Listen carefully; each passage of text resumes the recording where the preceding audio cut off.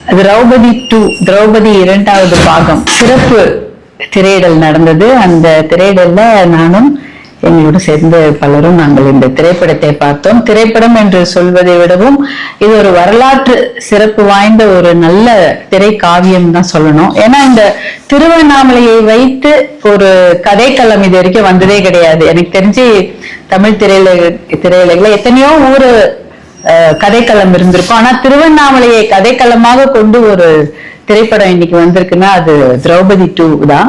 அதற்கு முதற்கண் என்னுடைய வாழ்த்துக்களை தயாரிப்பாளர் சோழ சக்கரவர்த்திக்கும் இயக்குனர் மோகன்ஜி அவர்களுக்கும் வாழ்த்துக்களை தெரிவித்துக் கொள்கிறேன். இந்த மாதிரி ஒரு வீரமான கதைகளை நம்ம வரலாற்று புத்தகத்தில் படித்திருப்போம். நம்முடைய குழந்தைகளுடைய பாட புத்தகத்துல கூட சம்புவராயர்கள் காடவர்களை பற்றிய எந்த ஒரு வரலாற்று குறிப்புமே இருந்திருக்காது. ஏனென்றால் நம்ம பார்த்திருப்போம், நம்ம சேர சோழ பாண்டியர்கள் அவர்களுடைய வரலாற்று கதைகளை தான் நம்ம பாட புத்தகத்துல பார்த்திருக்கோம். குழந்தைகளோட பாட புத்தகமா இருக்கும், இல்ல கல்லூரியோட வரலாற்று பாட புத்தகத்துல நம்ம பார்த்திருப்போம். ஆனா சம்புவராயர்கள் காடவராயர்கள் என்ற அரசர்கள் என்ற சிற்றரசர்கள் தமிழ்நாட்டுல இருந்திருக்காங்க. அவர்களுடைய வீரம் என்பது எப்படி ஒரு முகலாய பேரரசு ஹைதராபாத் வரைக்கும் வந்திருக்காங்க, ஆனா தமிழ்நாட்டுக்குள்ள வர முடியல. அதற்கு முக்கிய காரணம் இந்த சம்புவராயர்களும் காடவராயர்களும் அவர்களுடைய வீரமும் தான் அதற்கு முக்கிய காரணம். ஹைதராபாத் வரைக்கும் தான் அந்த முகலாய பேரரசு வர முடிஞ்சது, தமிழ்நாட்டுக்குள்ள நுழைய முடியல. அதற்கு காரணம் இவர்களுடைய வீரம்.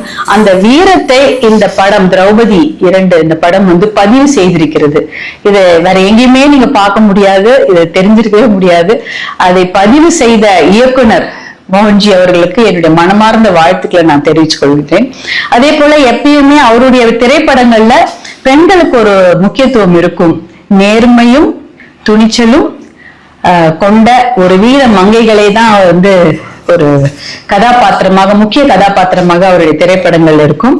அதே தொடர்ச்சியாக இந்த திரௌபதி 2 ஒரு நேர்மையான ஒரு ராணி, அதே போல வீரம் செறிந்த ஒரு ராணி. அது ரொம்ப தேவை இல்லையா? இன்னைக்கு வீரம் என்பது அப்படியே மறைஞ்சுக்கிட்டே போகுது. கலை அப்படின்னாலே பாட்டு, நடனம், இசை, இது மட்டும்தான் இன்னைக்கு கலையா இருக்கு. வீரம் என்பது கலைன்ற இதுலயே வரமாட்டேங்குது. வீரமான ஒரு விஷயங்களுக்கு இன்னைக்கு மிகப்பெரிய ஒரு வெற்றிடம் இருக்கிறது. அந்த வீரத்தையும் நேர்மையையும் கொண்ட ஒரு துணிவான ஒரு பெண் தான் திரௌபதி. நெருப்பிலிருந்து பிறந்த அந்த திரௌபதி எப்படி நெருப்பாகவே வாழ்ந்து மறையறாங்க அப்படின்றதுதான் இந்த கதைக்களம். அந்த கதையை இவ்வளவு அழகாக ரொம்ப நல்லா எப்படி சொல்றதுன்னா அத ஒரு நேர்த்தியாக ஒரு வரலாற்று பின்னணியில அதை கொண்டு கொடுத்திருக்கிறாங்க தயாரிப்பாளரும் இயக்குனரும். அதை விட அதில் நடித்த அத்தனை நடிகர்களை பத்தி சொல்லியே ஆகணும். இசையா இருக்கட்டும், ஸ்டண்ட் சீக்வன்சஸ் பாத்தீங்கன்னா நல்லா இருந்தது.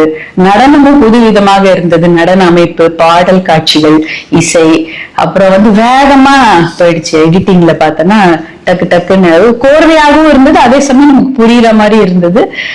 ரொம்ப நல்லா இருந்தது. அதுவும் நடித்தவர்கள்லாம் எப்படி சொல்றதுன்னே தெரியல, அந்த கதாபாத்திரமாகவே வாழ்ந்துட்டாங்க. கதாநாயகன் கதாநாயகி மட்டுமல்ல, அரசர்களாக நடித்தவர்களும் ஒரு எல்லா கதாபாத்திரமே ரொம்ப அற்புதமாக அவங்க நடிப்பை வெளிப்படுத்தி இருந்தாங்க.